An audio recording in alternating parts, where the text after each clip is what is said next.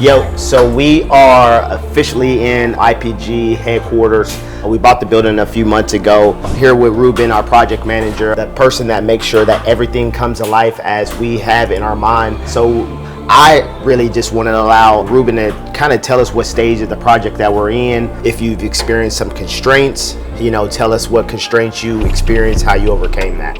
So right now we're in the rough framing stage, because we're changing out a few things in here. Nothing structural, it's just all, in a sense, just gonna be, at the end of the day, cosmetic stuff. So right now we have our mechanical trade partners coming in. The HVAC team is almost finished up. Framing team will be finished at the end of the day today as well. Only constraint really that we've hit so far is just plumbing team right now. Had a conversation with them and they just project that they had going on. So communicated with me and told me that they weren't gonna be able to, our timeline on when we originally had them scheduled to start. So I told them, hey, that's fine. You're gonna be working with our electrical team as well, and you guys got to be done by this day so we can stay on track. Then I just explained to them too, hey, if you guys can't get it done by this day, this is all the people that you guys are going to be pushing back. That's going to kind of hinder their progress as well. So a lot of things, Reuben is extremely humble, and I mean, we've overcome so many different challenges. There's so many different pieces to a construction project, and having the correct project manager that is, not just taking care of the things that need to happen in the present, but really being focused on the look ahead. So, he has a method that he uses around 3-week look ahead, and he's making sure that procurement, and we have all of the materials that we need, that all of our trade partners know where they need to be and what time they need to be, and if they're not there, how it's going to impact the next person behind them. And one thing that Reuben has did a really good job of continuing and cultivating with our trade partners is we very much have a family environment in our company, and our culture is very much one of supportiveness. And what you generally don't see on a construction site is other subcontractors being able to work together, right? It's like, generally what you would hear is an HVAC saying screw the electrician, and the electrician saying screw the plumber, and then you have a lot of people that are thinking of themselves as a single individual. But we've got really great trade partners for one, and Reuben does a really good job of making sure that they understand the value of what they do and how that impacts the person that comes behind them or before them. And so Reuben does a really good job of that. We have some really good trade partners, and we're super excited to get this project launched, man. We've experienced a lot of delays in the pre-construction phases, and again, it's just about communication. Reuben does a really good job of effectively communicating what our outcomes need to be, and really asking questions and listening, and just being a source of value for them to help remove constraints. So I'm super excited. I'm glad that we have him on our team. He's been with us for a couple of years. I finally forced him to be in the front, and you're going to be seeing a lot more of Reuben, man. We love this guy. We love what he does, and this is like the heartbeat of IPG, and we very much appreciate it. Yeah, thank you for the kind words. Appreciate it, guys. Let's go. So right now we're standing in design, renovation, commercial project. So if you were a client and you had a commercial building that needed to be essentially restored, this is a full gut renovation, right? So we restored this. We're in the process of bringing this up to the modernized standard and what our clients will need for functionality, which thankfully we were able to do a lot more, bringing it up into this day. It has some really great bones. And so if you were a client and you had a new commercial building and you needed it to outfit it to the specific needs of then that would be something that we would do. So can you kind of give them what's the process of, what would that look like? A person calls you because if they call into IPG, it will ring to your phone, and then what would be that process? What would that look like? So the process, we have a script that we're going to go off of, ask some generic questions to kind of get an idea on what the project would entail, and then we'll go ahead and set up date and time so we can meet with them and just let them know, hey, we go through a couple different gates. So our first initial one would be the realm estimate, which has now been converted over to a room estimate, which stands for a rough order of magnitude estimate. And what that would entail is we would walk through, kind of get an idea of the project, and kind of produce some rough sketches, and then give them an idea what the total construction cost is going to be. And we'll go ahead and present that to the client and see if that's within their budget, if that's something that they want to move forward with. And then if they do, then we'll go ahead and go into a Class A estimate, which is now we're getting hard bids from all of our trade partners. We're getting down to the nitty gritty. We're getting in contact with the architect and any sort of engineer that needs to be involved with the process, so that way we can get hard numbers from them as well. So then we can let them know, hey, this is exactly what it's going to cost. And then after that, then we'll go ahead and jump into a design build agreement, so that way we can go ahead and get everything ready. At that point, we're gonna have permit ready plans. We'll have all hard numbers back for everybody. And usually the room estimate, we're roughly in the ballpark of about 20%, which could be up and down. And then once we get into the Class A estimate, that's when we go ahead and get hard numbers for them. And usually we're about, I would say 5 to 10%, you know, just based off of what our trade partners see and some of the complexities behind it as well. So then that is, you know, hard numbers. And then those don't change unless we obviously have any change orders once we go ahead and start gutting. Unfortunately, we don't have x-ray vision, so we really don't know what we're dealing with once we start opening stuff. So that's just something to kind of be mindful of, is our bid is our bid, but obviously they're not contingent on change orders, because we could open up a wall and something could be completely rotted just due to years of water intrusion and a bunch of other stuff going on back there. It's just stuff's not up to code, which we have to go ahead and bring that up to code as well. And that's something that might end up dictating and changing the final price on them. So that would be, you know, kind of the process. And then once we go ahead and get a walkthrough scheduled with them so we can meet on site, kind of go over their project and then get some measurements for the actual project itself that they're going with, then I'll just obviously let them know, hey, you know, our estimator, he's going to go ahead and be in contact with you as well. And then what I like to do is I always like to go and tag along with him during those initial client meetings, just because it gives me an opportunity to get, you know, kind of my eyes on the project itself. So once we do get that converted and we start going full speed, I already have an idea on what the entire project is going to entail, you know, kind of what site conditions and everything else could possibly be an issue. So. Yep. Yeah, no, absolutely. And I mean, you know, what we want you all to know, that is a very extensive process. There are a lot of moving pieces, but when you have experts like Reuben and the rest of our team, then, you know, you're in good hands, and that's what we're here for. The only thing that we need you to come with is a desire, you know, a vision. And even if you don't have the vision, just come with just some desires, because we can extract that vision by asking the questions, and you know, our expertise can, you know, help that really, you know, shape into whatever your vision is for that space. And so again, this is IPG Building Co. We love to create spaces that uplift, that inspire, and that connect, and this is very much so has all of those elements within it. And we are excited for you to see the finished project. We're super excited for our clients, which happens to be partially of ourselves, get in this space and really just, you know, just let it be a place of worship. And we worship in our work. You know, we're not the traditional contractors. You know, we lead with faith, because that's what's got us here, and that's what's going to take us, you know, for the next 100 years. So we would love to work with you all. If you all have a project, if you all are thinking about getting into a project and don't know where to start, please contact IPG Building Co. You'll be talking to Reuben, the man, and then you will meet our estimator. We would love to come out and just sit with you and see what your desires are. Let's go. All right, so right now, actually, we're walking through our conference room. It's actually a pretty massive space. You know, now that the framers has it framed out, it's kind of crazy. So right here, I'm actually gonna let Reuben, you know, talk about this wall more, because this is his project and he knows exactly why. So I'm gonna give Reuben the floor to just explain why is this big, huge structure right here. So we ended up having to build a temporary wall. We are completely replacing the original storefront system in here. It used to have single pane glass. Now we're going to, you know, more upscale double pane with argon gas infill, also with the low E film on the windows as well, just to kind of help with the, you know, thermal barrier and kind of keep the place on the inside more moisture controlled.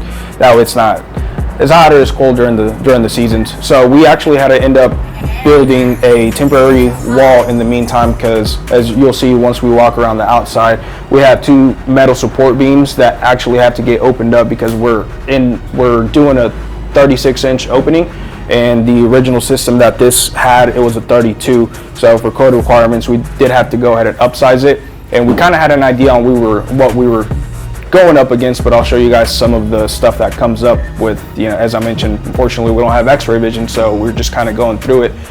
So the temporary wall is braced so it can actually sustain the roof load and the structure in the meantime. And what we ended up having to do, because right now our lead time on the actual windows, we're about 3 to 4 weeks out on the storefront, and we ended up having to install zip sheathing on here with the zip tape as well, so we can keep the area in here that's gonna be under construction, and at that point during the drywall phase, moisture controlled. That way we don't get the drywall swelling up or creating mold and all that other good stuff. So we did this system specifically so we can kind of try and control the moisture coming into the building during that drywall phase. Yeah. And I just want to add on that too, which is really important, because I think sometimes, what is the zip system, right? So zip system is generally the sheathing for a structure, right? And the zip system, generally what you would see is you would see an OSB right here, right? 3, 4, what would you put? What would it be for the sheeting? What would we drop on there? 1/2 inch, 5/8. Yeah, just exactly. Depending on what we were doing, we would drop a 1/2 inch, 5/8. But this zip system, you want to explain a little bit more about the technical things of the zip system? Yeah, so zip system is already coated. So once you actually get the system installed and you get the tape applied and rolled, that's actually a very important step with this zip system, is actually rolling the tape on the seams.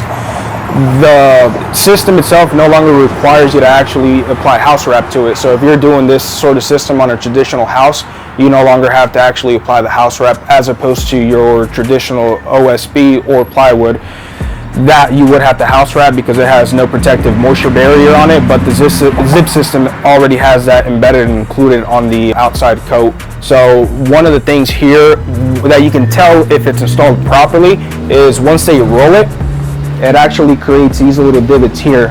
So in case there was ever any sort of warranty that needed to happen, if the zip system specialist were to come out, they would see that it was in fact rolled, and they'd be able to warranty it. Without having those embeds in there, then they could obviously tell that the system wasn't installed properly, so that would hinder your warranty process there. So if we would have went here with just traditional OSB, we would have ended up having to house wrap this, but saves time. The product is a little bit more expensive, but just it saves time, and we honestly like the functionality of it, so that's why we ended up preferring to go with zip on this temporary wall here that we have. So yep, and that was a really good point that you made. It is more expensive, and I think sometimes us as on the customer side of things, we can be very budget sensitive, and we could be willing to compromise the longevity of that we make a short-term decision for a long-term investment, right?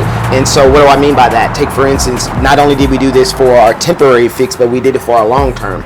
We're talking about energy efficiency, and what do I mean by that? I mean the windows. We could have went in, and it was suggested to us for us to just go in, clean them and paint them, and maybe reglaze them, right? And yes, that would have been substantially more cost effective in the short term, but the long term value of that, it would have diminished the value of the asset, but then it wouldn't have gave us the energy efficiency that we needed. So our bills would have been higher. All of these other things, we would have been less comfortable in the space. It could have been more moisture intrusion because of how old the window systems was, and it was leakage in some of the windows. So again, don't make a long-term decision based off of your short-term circumstances without really considering all of the factors in which why you're making that decision. So I know we do want to be budget sensitive, but there's other things that we can do. So we just shifted some of our because we ended up having to replace the roof on here, which wasn't originally expected, but so we just shift things around and say, hey, we have to lessen the cosmetic, and that's what we would encourage, because if we wanted to do some updating later, we could do that. But we just happen to say, hey, we're willing to increase our budget because we don't want to have to do this for another 15, 20, 30 years, right? So, and then on the door system itself, one of the things that we noticed is that these support beams were actually wrapped in metal to encase the storefront. What ended up happening is we kind of had an idea that we had to do some sort of concrete patchwork here, just due to the fact that on the exterior you could see a lot of the concrete here shifting, and we knew we were going to run into an issue, but we just didn't know how extensive it was. So our glass trade partners actually did a really good job and got this knocked out within a couple hours, getting it completely removed. And that's when we actually came out here to see what we were up against and try and get this addressed. So these two beams have to each get moved over, so we can actually put in a 36-inch door like the plans are, requesting and specified from the architect. So both of these have to get moved, but before we do that, these beams both have to get temporarily removed.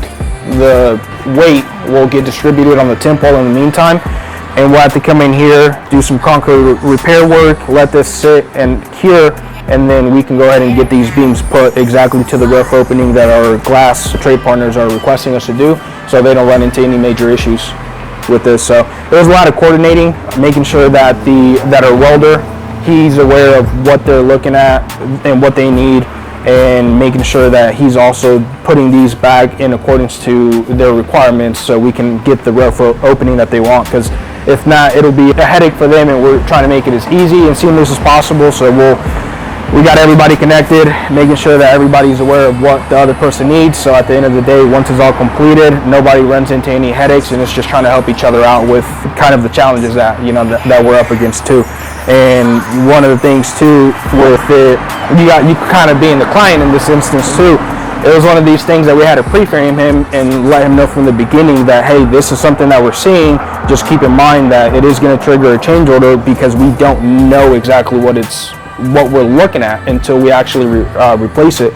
This instance was a little bit unique because we were able to see some shifting on the exterior, so we knew that something was going to happen. We just didn't know to what extent. In most cases, unfortunately, it's not that easy, because a lot of it's just behind a wall, and it's either encased behind lath and plaster, or drywall, or some other sort of wall system that the clients have in their house too. So we kind of already pre-frame everyone just to let them know that, hey, something might come up, just want to let you know. So when we do have to have that conversation, we can always revert back to the client and tell them, hey, remember that conversation that we had telling you that something might come up? Well, unfortunately, hate to be the bearer of bad news, but something did come up, and this is what the steps to fix it. And we'll then discuss pricing as soon as we get hard bids for our trade partners for those change orders too. So yeah. So what Reuben just said, kind of in a very concise form is construction is a contact sport, and sometimes it's very abrasive, but with us, with IPG Building Co, we know that it's a contact sport, but what we think about is when we're making that contact, it's a connection, because it's all about relationships, and everybody is human, right?